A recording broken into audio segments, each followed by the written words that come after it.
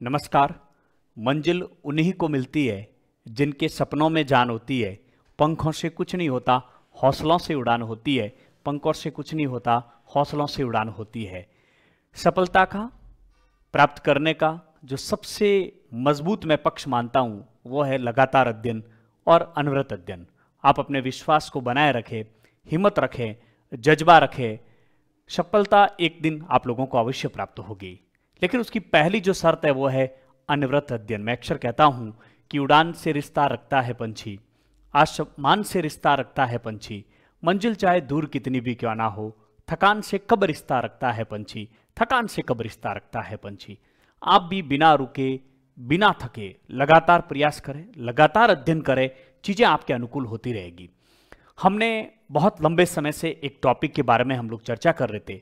Political theory में राजनीतिक सिद्धांत, अर्थ और उसकी उपयोगिता का ये जो टॉपिक है, और इसके साथ ही हमने चर्चा कर ली परंपरागत व आधुनिक राजनीतिक सिद्धांत या परंपरागत और आधुनिक राजनीतिक दृष्टिकोण। हमने बहुत डिटेल में इस टॉपिक की चर्चा की। हमने समकालीन राजनीतिक सिद्धांत को भी इसमें शामिल किया, साथ ही बहुत प्रकार की अवधारणाओं के बारे में, संकल्पनाओं के बारे में भी इसी टॉपिक में हमने अध्ययन किया। यही कारण है कि इस टॉपिक में से कम 5-6 प्रश्न आप लोगों को देखने को मिलेंगे। बहुत डिटेल में पढ़ा है, बहुत ढंग से पढ़ा है। आप इन प्रश्नों को देखेंगे तो आप लोग जान पाएंगे कि वास्तव में किस प्रकार के प्रश्न इस टॉपिक में से पूछे जा चुके हैं या पूछे जा सकते हैं। लेकिन कक्षा प्रारंभ करने से पहले, चूंकि कुछ वीडियो यूट्यूब पर भी रहेगा, तो यूट्यूब के जो हमारे जो विद्यार्थी है हमसे जुड़े हुए हैं, उन सबकी जानकारी के लिए कि यदि आप भी स्कूल व्याख्याता राजनीति विज्ञान से तैयारी करना चाहते हैं या कर रहे हैं, तो आप हमारे मोबाइल ऐप पॉलिटिकल एकेडमी को अवश्य डाउनलोड करें। पॉलिटिकल एकेडमी प्ले स्टोर में जाकर आप लिखें, आप इस ऐप को डाउनलोड करें, वहां जाकर आप डेमो क्लासेस देखें, साथ ही साथ हमारे कंटेंट को चेक करें। यदि आपको लगता है कि पॉलिटिकल एकेडमी आपकी सफलता में सारथी की भूमिका निभा सकती है, हम आपके मार्गदर्शक की भूमिका निभा सकते हैं, तो आप हमसे अवश्य जुड़ें। लेकिन आपके मन में एक प्रश्न रहेगा कि हम आपसे क्यों जुड़ें।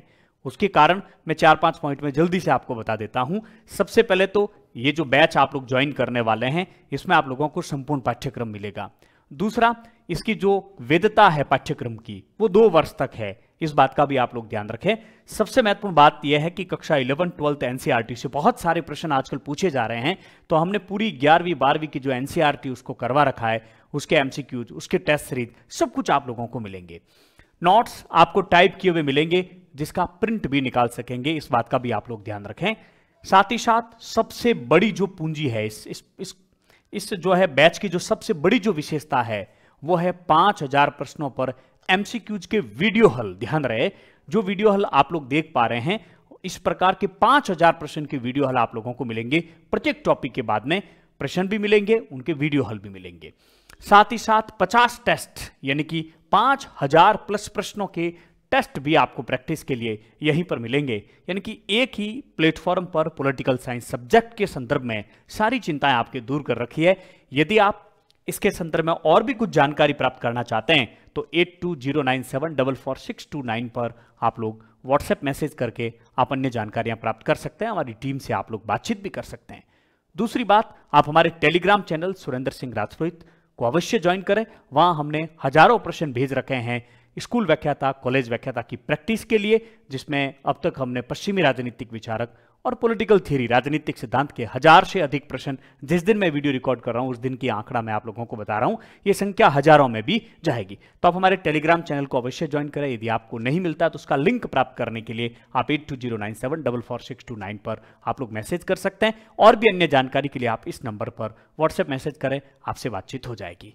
आइए सीधे हम प्रश्नों की प्रकृति पर चर्चा करते हैं, किस प्रकार के प्रश्न पूछे जाते हैं। बहुत जबरदस्त कक्षा रहने वाली है आप लोगों की। बहुत ढंग से एक एक चीज को समझने का आप लोग प्रयास करें।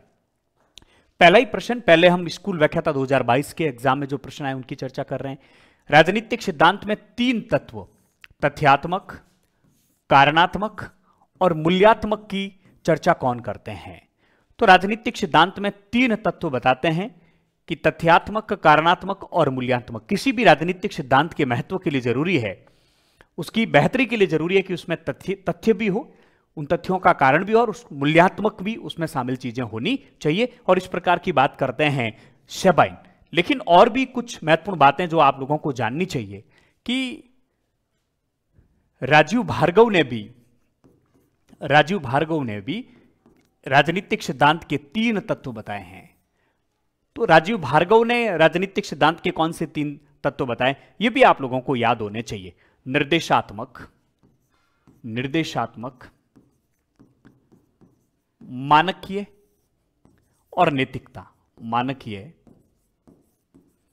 और नैतिकता, ये 3 तत्व राजनीतिक सिद्धांत के किसने बताए हैं? राजीव भार्गव ने। इस बात का भी आप लोगों को ध्यान रखना है। आपको ध्यान तो यह भी रखना है कि मिहान ने भी राजनीतिक सिद्धांत में 3 तत्वों की बात कही है। वर्णन, व्याख्या, मूल्यांकन। वर्णन, व्याख्या और मूल्यांकन, ये बड़ा जबरदस्त तथ्य है, बहुत जबरदस्त फैक्ट है, आप लोगों से पूछे जा सकते हैं। सेबाइन का पूछा हो सकता है, राजीव भार्गव का पूछ ले, हो सकता है मिहान का पूछ ले। प्रश्न ये भी तो पूछा जा सकता है ना कि राजनीतिक सिद्धांत में 3 कृत्य माने जाते हैं। राजनीतिक सिद्धांत में 3 कृत्य माने जाते हैं या 3 तत्व माने जाते हैं। यहां किसी अलग से किसी विद्वान का नाम नहीं, लेकिन राजनीतिक सिद्धांत में ये 3 चीजें शामिल होनी चाहिए। कौन कौन सी? सबसे पहले वर्णन, या इनको हम व्याख्या भी कह सकते हैं। दूसरा समालोचना और तीसरा पुनर्निर्माण। बहुत डिटेल में हमने जब इस टॉपिक के बारे में चर्चा की थी, इन सब बातों को जानने की हम लोगों ने कोशिश की थी। राजनीति विज्ञान जो है वो वर्णन से संबंधित है। राजनीति विज्ञान वर्णन से संबंधित इसलिए है क्योंकि हम किसी भी घटना का जब वर्णन करते हैं तो तथ्यों के आधार पर उन घटना का वर्णन किया जाता है, तो उसको हम राजनीति विज्ञान के अंतर्गत मानते हैं। जबकि समालोचना वर्तमान में जो व्यवस्था प्रचलित है उस राजनीतिक व्यवस्था की समालोचना करना, उसके पक्ष और विपक्ष, उसके सही और गलत, उसके उचित और अनुचित मुद्दों के आधार पर उसकी चर्चा करना और उसकी आलोचना करना, और बेहतर क्या हो सकता है उसके लिए पुनर्निर्माण, उसके लिए निर्देश देना। चूंकि आप जानते हैं कि राजनीतिक दर्शन, परंपरागत राजनीतिक सिद्धांत, परंपरागत राजनीतिक जो दृष्टिकोण है उसमें वो निर्देशात्मक भी है, वो कल्पना पर आधारित है, वो आदर्श के आधार पर है, वो मूल्य आधारित है। तो वर्तमान व्यवस्था की आलोचना भी की जाती है, बेहतर कैसे हो सकता है उसके संदर्भ में सुझाव भी दिए जाते हैं।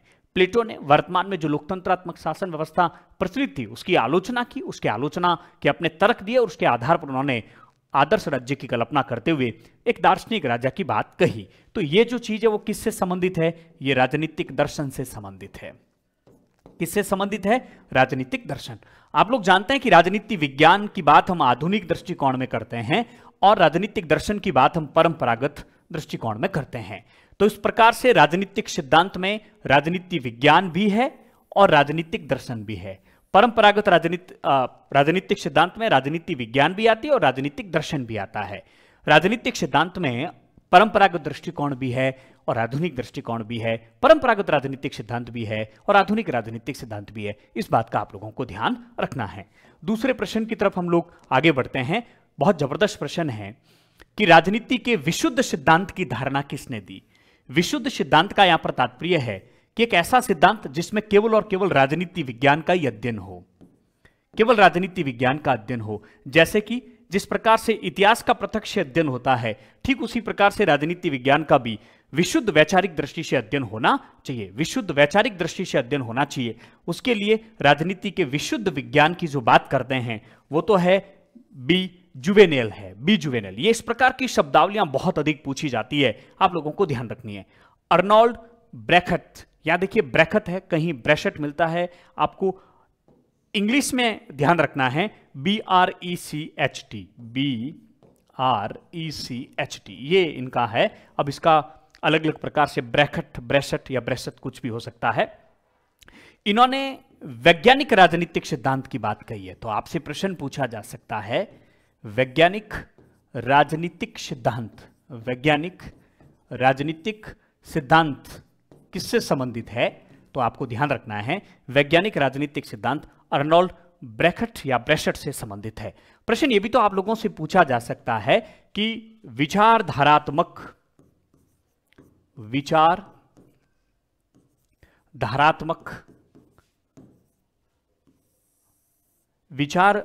क्योंकि शब्दावलियां पूछी जा सकती है, अवधारणात्मक विचार बनते, विचारधारात्मक नहीं, अवधारणात्मक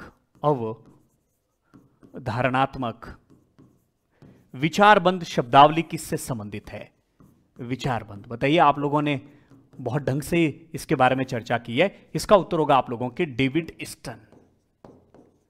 डेविड ईस्टन।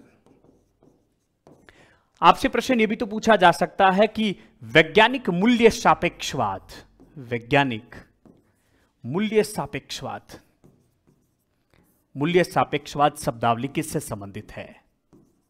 इनकी मूल्यों से पृथक रहते हुए अध्ययन करना वैज्ञानिक मूल्य सापेक्षवाद अर्नोल्ड ब्रेशट से संबंधित है या ब्रैकेट से संबंधित है, यह भी आप लोगों को ध्यान में रखना है। प्रश्न आपसे यह भी तो पूछा जा सकता है कि पद्धति वैज्ञानिक शब्दावली किससे संबंधित है? पद्धति वैज्ञानिक, पद्धति वैज्ञानिक, पद्धति वैज्ञानिक जो शब्दावली है वो गुडे और हेड से संबंधित है। गुडे व हेड से संबंधित है। इस प्रकार के प्रश्न पूछे जाते हैं। अभी हम जब इन प्रश्नों के बारे में चर्चा करेंगे तो आप लोग जान पाएंगे कि किस प्रकार के प्रश्न पूछे जाते हैं। तो गुडे और हेड से संबंधित जो शब्दावली है वो आप लोगों के है पद्धति वैज्ञानिक। इन बातों का भी आप लोगों को ध्यान रखना है। तो दोनों प्रश्न हमने देख लिए हैं। अब चलो आगे बढ़ते हैं। पुस्तकों के मिलान करने के प्रश्न भी आजकल बहुत अधिक आते हैं, तो बहुत ढंग से ध्यान रखना। हमने जब चर्चा की थी उस समय प्राइमरी इलेक्शन पुस्तक के बारे में हमने बातचीत की थी। चार्ल्स मेरियम, न्यू एस्पेक्ट भी चार्ल्स मेरियम की है, और प्राइमरी इलेक्शन ये पहली पुस्तक, ये प्रारंभिक पुस्तकें हैं चार्ल्स ई मेरियम की, जिसमें उन्होंने अनुभववाद के संदर्भ में या अनुभविक विश्लेषण करने का प्रारंभिक प्रयास किया था। तो पहली पुस्तक 1 नंबर में रहेगा, यहां भी एक है, यहां भी एक है। Primary election, A study of the history and tendencies of primary elections legislation, Charles E मेरियम। उसके बाद में the nature of politics, the nature of politics, ये जो पुस्तक है वो आपके है डी.बी. Miller, DB. मिलर। ये यहां पर जे नहीं है, टी है, ध्यान रखना, टी.डी.बी. टी, पूरा नाम इनका यहां पर टी है, ठीक है। उसके बाद में the decline of political theory, ये आप लोगों के अल्फ्रेड कोबान की, बहुत ढंग से याद रखना इनको भी। और प्रीफेस टू डेमोक्रेटिक थियरी, ये आपके है रॉबर्ट डहल की, ये आपके रॉबर्ट डहल की। तो इसमें हो गया आप लोगों के 2 नंबर सही। 1-2 पुस्तकें ठीक से याद होती है तो ऐसे मिलान करने के प्रश्न में हम उनका उत्तर ढूंढ ही लेते हैं। निम्नलिखित में से किसे कानून के विशुद्ध सिद्धांत के व्याख्याकार माना जाता है? हमने राज्य सिद्धांत में या लोकतंत्र सिद्धांत में इसकी बहुत डिटेल में हमने चर्चा की थी। हैंस केल्सन ने कानून के विशुद्ध सिद्धांत का सबसे महत्वपूर्ण व्याख्याकार इन्हें माना जाता है। निम्नलिखित में से कौन सा एक राजनीतिक सिद्धांत का प्राचीनतम उपागम है? तो सबसे प्राचीनतम उपागम तो है दार्शनिक उपागम, लेकिन परंपरागत दृष्टिकोण से संबंधित दार्शनिक भी है, कानूनी भी है, ऐतिहासिक भी है, संस्थानिक भी है, तुलनात्मक भी है। तुलनात्मक भी इसी से संबंधित है। यदि आपसे पूछ लिया जाए कि निम्न में से कौन से परंपरागत और कौन से आधुनिक से संबंधित है, एक संवैधानिक भी इसी के अंतर्गत आता है, संवैधानिक। तो ये सब उपागम परंपरागत दृष्टिकोण से संबंधित है, लेकिन इन सब में सबसे प्राचीन जो है वो कौन सा है? दार्शनिक उपागम है। आगे बढ़ते हैं।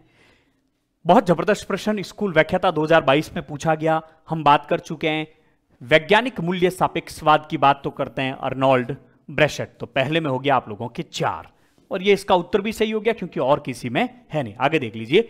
राजनीति विज्ञान को शिखरस्थ विज्ञान, सर्वोच्च विज्ञान, मास्टर साइंस किसने कहा था? आप सब जानते हैं, अरस्तू ने कहा था। आर्किटेक्टोनिक साइंस उन्होंने कहा था।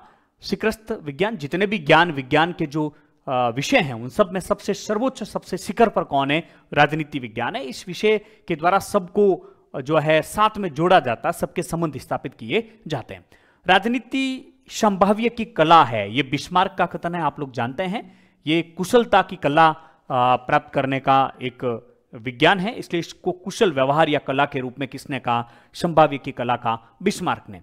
एक शब्दावली नई है जो आपको अपने नोट्स में भी आप लोगों को जोड़नी है कि राजनीति विज्ञानी बहुभाषाविदों की फौज है। बहुभाषाविदों की फौज है, किसके संबंधित है? चार्ल्स बी हैगन से संबंधित है। जबकि राजनीति विज्ञान एक शिखरस्थ विज्ञान है, यह अरस्तू का कहना है। एमर्सन ने राजनीति विज्ञान को महानतम विज्ञान कहा। एमर्सन, राजनीति विज्ञान एक महानतम विज्ञान है, किसने कहा? एमर्सन ने। ग्रेजिया ने राजनीति विज्ञान को, ग्रेजिया या ग्राजिया ने राजनीति विज्ञान को विज्ञानों की महारानी कहा है। विज्ञानों की महारानी, विज्ञानों की महारानी कहा है। तो इस प्रकार की शब्दावलियों के प्रश्न पूछे जाते हैं और यह सबसे बड़ा उदाहरण था इसके संदर्भ में। निम्नलिखित कथनों पर विचार कीजिए और नीचे दिए गए सही कूट को चुनिए। प्रश्नों को बहुत ढंग से पढ़ना है। देखिए, मैं इनको बहुत जल्दबाजी में प्रश्नों को पढ़ता हूं, लेकिन आपको धैर्य रखना है।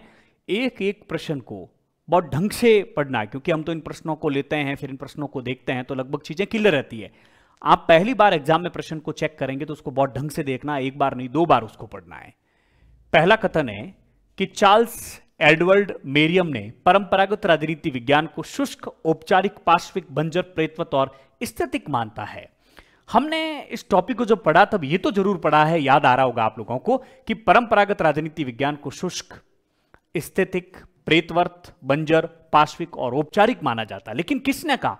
क्या चार्ल्स एडवर्ड मेरियम ने कहा? नहीं, आर्थर बेंटले ने कहा था। किसने कहा था? आर्थर बेंटले ने। आप इसके माध्यम से समझ सकते हैं कि प्रश्नों में किस प्रकार से लैंग्वेज चेंज करके आप लोगों से प्रश्न गलत करवाया जा सकता है, क्योंकि इस पूरे कथन में आधा कथन सही है, आधा गलत है। तो हमें वो गलत कौन सा है उसके बारे में भी आप लोगों को जानकारी रखनी है। आर्थर बेंटले ने जो है राजनीति विज्ञान, परंपरागत राजनीति विज्ञान को शुष्क, औपचारिक, पार्श्विक, बंजर और प्रेतवर्त और स्थैतिक माना था। हमने इसके बारे में चर्चा की। बेंटले जो कि समूह सिद्धांत से संबंधित है, तो वो समूह प्रक्रियाओं की छानबीन की परंपरा भी उनके द्वारा डाली गई। वो समूहों के संदर्भ में बात करते हैं। तो ये कथन आप लोगों के गलत हो गया और कथन 2 सही हो गया। इसका उत्तर हो गया आप लोगों के 2। नेक्स्ट, निम्नांकित कथनों पर विचार कीजिए और सही कूट के अनुसार दीजिए। ये भी स्कूल व्याख्याता 2022। राजनीति विज्ञान में अनुभववाद को परंपरा की अंतिम कड़ी माना जाता है। आप लोग जानते हैं कि अनुभववाद जो ये कहता है कि सब कुछ अनुभव से प्राप्त किया जाता है, इंद्रिय ज्ञान के द्वारा प्राप्त किया जाता है।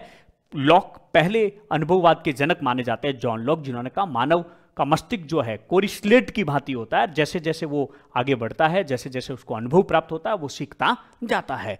तो अनुभववाद परंपरागत राजनीति विज्ञान और आधुनिक राजनीति विज्ञान के बीच में कड़ी का कार्य करता है, आपस में जोड़ने का कार्य करता है। हमें यदि ये पूछा जाए कि परंपरागत राजनीति विज्ञान और आधुनिक राजनीति विज्ञान के बीच में उनको जोड़ने का काम किसने किया, या हम ये कह सकते हैं कि अनुभववाद परंपरागत राजनीति विज्ञान की अंतिम कड़ी मानी जाती है, उसके बाद में आधुनिक राजनीतिक दृष्टिकोण प्रारंभ हो जाता है। तो बिल्कुल कथन एकदम क्या है, सही है। और आधुनिक युग में जॉन लॉक को अनुभववाद का जनक माना जाता है, यह भी बात बिल्कुल सही है।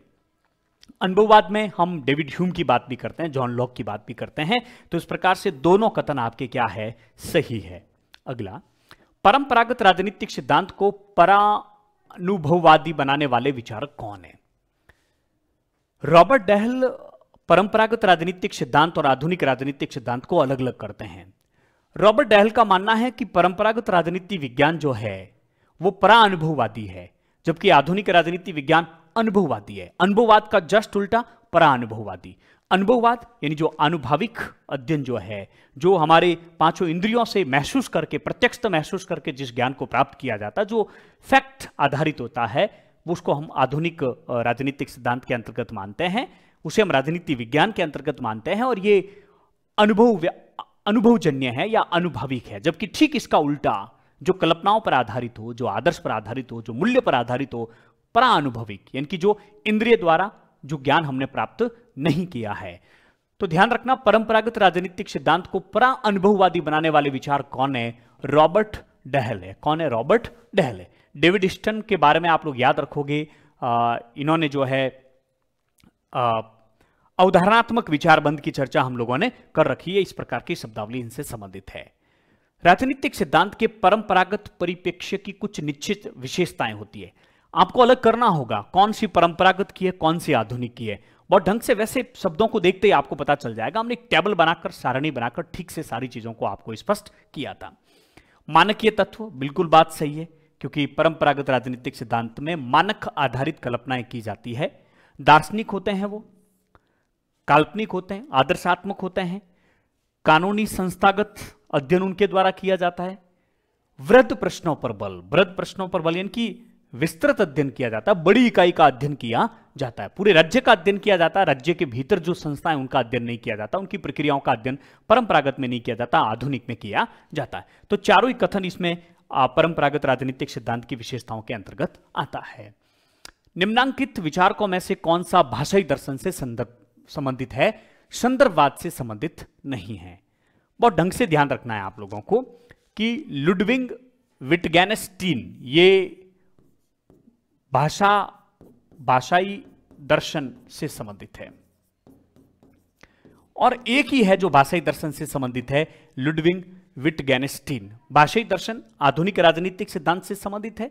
इनका मानना है कि प्रत्येक विषय की अपनी एक अलग से भाषा होनी चाहिए, उसके स्वयं के अपने अर्थ हो, एक परिपक्व विषय की एक अलग से शब्दावली होनी चाहिए, और राजनीति विज्ञान को ये ऐसा ही विषय बनाना चाहते हैं। किसी भी विषय की अपनी शब्दावली होती है, उसका अपना एक भाषा शास्त्र होता है जिसके माध्यम से उस विषय को हम समझ सकते हैं। तो भाषाई दर्शन आप लोगों को ध्यान में रखना है। लेकिन उसके बाद में हम आगे बात करते हैं राजनीति विज्ञान के विज्ञान तत्व के संदर्भ में क्या कहा जाता है, कि राजनीति विज्ञान विज्ञान है, इस संदर्भ में क्या कहा जाता है। पहली बात कि कुल मिलाकर राजनीति विज्ञान सामान्य तौर पर स्वीकार्य अवधारणाओं की शब्दावली विकसित करने में असफल हो गया। वास्तव में राजनीति विज्ञान क्या शब्दावली विकसित करने में असफल रहा? नहीं। राजनीति विज्ञान में नई शब्दावली का प्रयोग कर दिया गया, जैसे राज्य के स्थान पर राजनीतिक प्रणाली, राज्य के स्थान पर राजनीतिक प्रणाली, पदों के स्थान पर भूमिकाओं, संस्थाओं के स्थान पर संरचनाओं, लोकमत के स्थान पर राजनीतिक संस्कृति और नागरिकता की शिक्षा के स्थान पर राजनीतिक समाजीकरण जैसे नई शब्दावली का तो विकास इन्होंने कर लिया। तो यह कथन हो गया आपके गलत। दूसरा, वैज्ञानिक व्याख्याओं में राजनीतिक घटनाओं की जटिलताएं आड़े आती है, यह बात बिल्कुल सही है। राजनीतिक व्याख्या, जब वैज्ञानिक व्याख्याएं की जाती है राजनीति विज्ञान में, तो जो राजनीतिक घटनाओं की जो जटिलता है वो सामने आती है। जटिलता सामने क्यों आती है? क्योंकि राजनीति विज्ञान में मानव के व्यवहार का अध्ययन किया जाता है, उसके राजनीतिक व्यवहार का अध्ययन किया जाता है, और मानव का व्यवहार परिवर्तनशील होता है, इसलिए हम प्राकृतिक विज्ञान की भांति राजनीति विज्ञान में निष्कर्ष नहीं निकाल सकते हैं। तो यह बात बिल्कुल सही है। तो कथन हो गया आप लोगों के दूसरा सही, पहला गलत है मिथ्या और दूसरा सत्य। तो ये इस प्रकार के प्रश्न भी आते हैं। किसने राजनीतिक सिद्धांत को राजनीति के आलोचना शास्त्र के रूप में वर्णित किया है?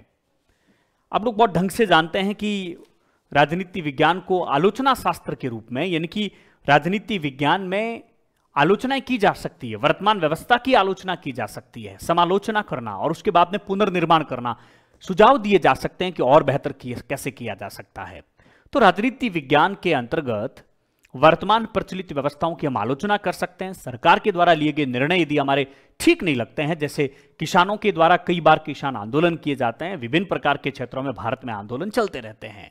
तो कुल मिलाकर राजनीति शास्त्र को आलोचना शास्त्र, राजनीति के आलोचना शास्त्र के रूप में किसने वर्णित किया? बहुत ढंग से ध्यान रखना है, दाते जर्मिनो ने राजनीति विज्ञान को जो है आलोचना शास्त्र के रूप में परिभाषित किया है। बहुत ढंग से आप लोगों को ध्यान रखना है।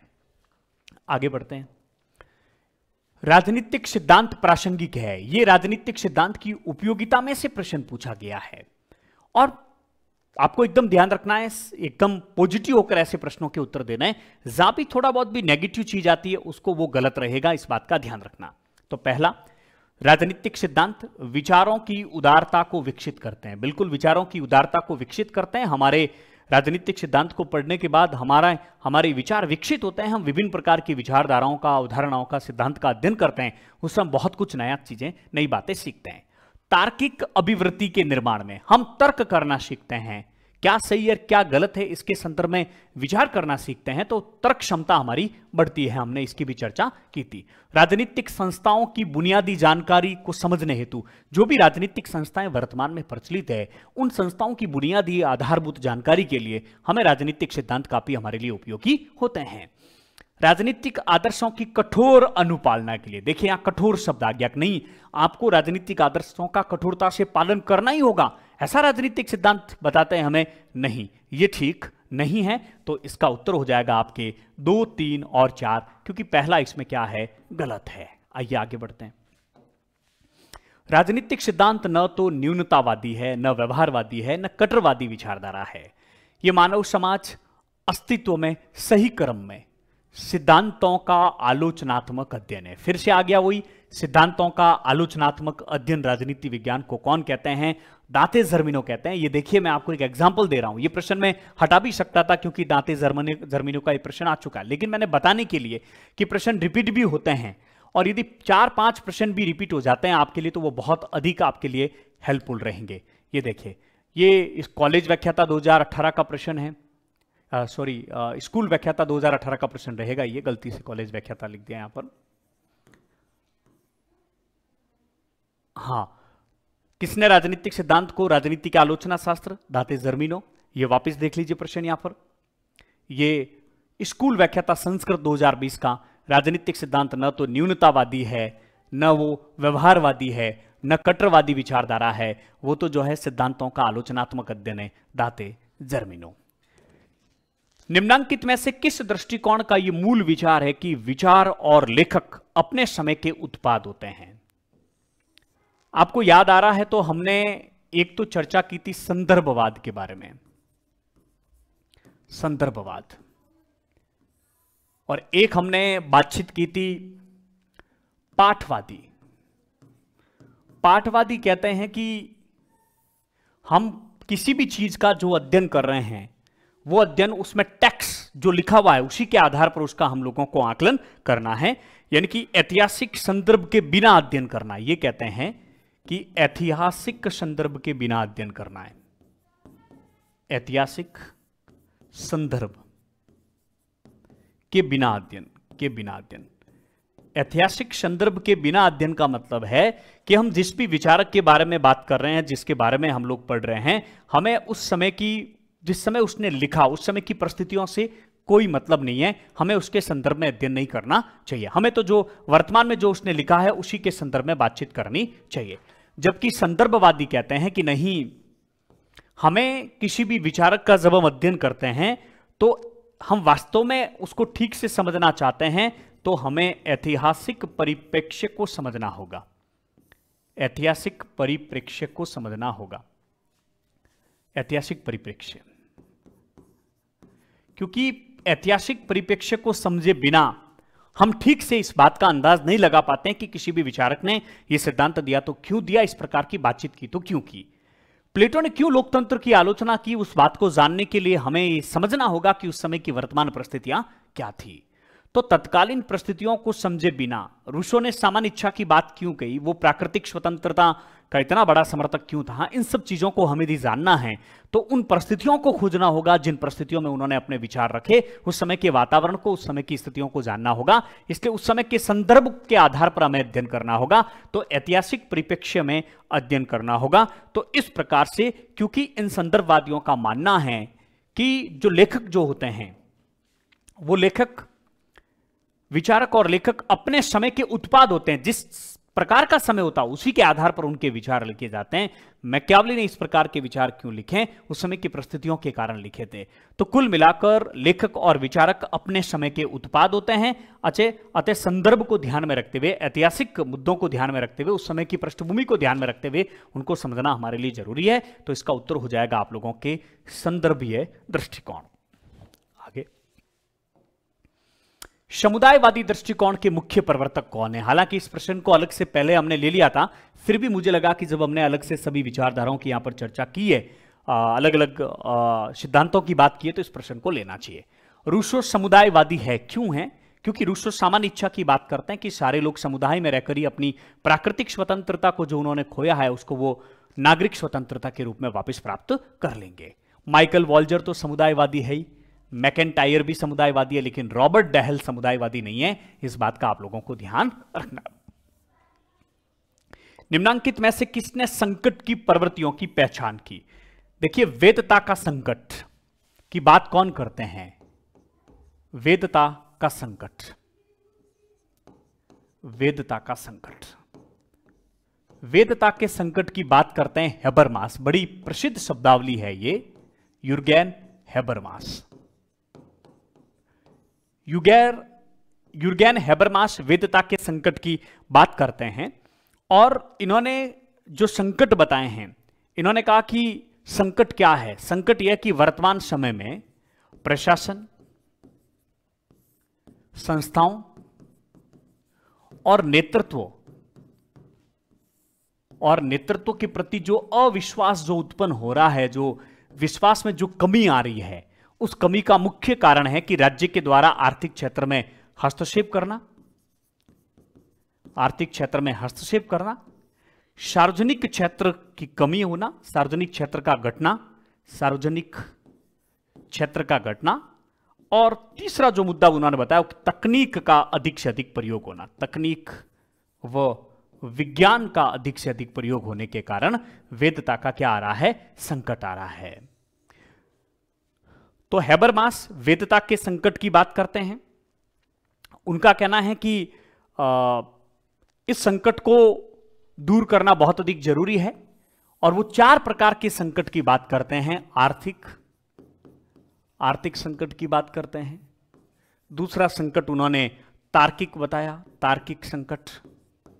तीसरा उन्होंने जो है अभिप्रेरणा के संकट बताया और चौथा जो है संकट उन्होंने जो बताया वो कौन सा बताया, वेदता का संकट बताया। तो बहुत ढंग से ध्यान रखना है, हैबरमास के संदर्भ में ये शब्दावली आप लोगों को याद होनी चाहिए। तो निम्नांकित में से किसने संकट की प्रवृत्तियों की पहचान करने का दावा किया और यह भी कहा कि इन्हें नियंत्रित करना उदार लोकतंत्र की क्षमता से क्या है, परे हैं। युर्गेन हैबरमास, इसका क्या होगा आप लोगों के उत्तर होगा।